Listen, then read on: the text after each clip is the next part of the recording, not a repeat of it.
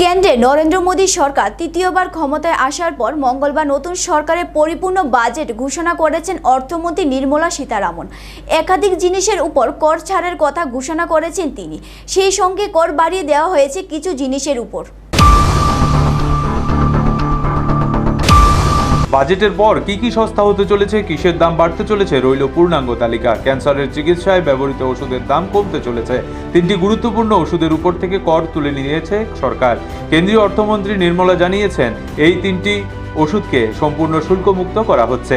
ফলে ক্যান্সারের ওষুধের দাম অনেকটাই কমতে পারে বলে মনে করা হচ্ছে। মোবাইল ফোন, মোবাইলের চার্জার এবং অন্যান্য মোবাইল সরঞ্জামেরও দাম কমতে চলেছে। এই জিনিসগুলির উপর থেকে সাধারণত শুল্ক কমানো হচ্ছে প্রায় 15%। ফলে আগের চেয়ে সস্তায় মিলবে মোবাইল এবং সেই সংক্রান্ত জিনিসপত্র।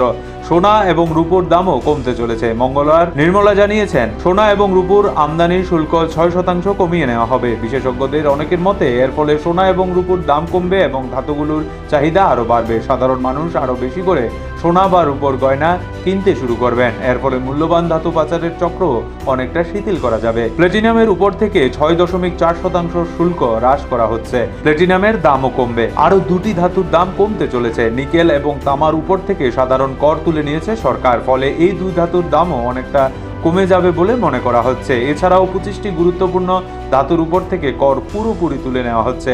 সোলার প্যানেল তৈরির জন্য ব্যবহৃত জিনিসপত্রের উপর থেকেও কর তুলে নেবে সরকার।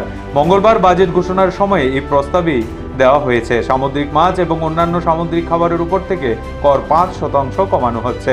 বাজেটের কিছু জিনিসের দাম বেড়েছে, বৃদ্ধি করা হয়েছে করের পরিমাণ। টেলিযোগাযোগের সরঞ্জামের উপর এতদিন 10% কর নেওয়া হয়, কিন্তু এবার থেকে 15% কর নেওয়া হবে বলেন জানান অর্থমন্ত্রী। বিভিন্ন প্লাস্টিকের জিনিসপত্রের দাম বৃদ্ধি পেতে চলেছে। প্লাস্টিকজাত জিনিসের শুল্ক বাড়িয়ে দেওয়া হয়েছে। এছাড়া অ্যামোনিয়াম নাইট্রেটের উপর 7.5 থেকে 10% কর বৃদ্ধি করেছে কেন্দ্র।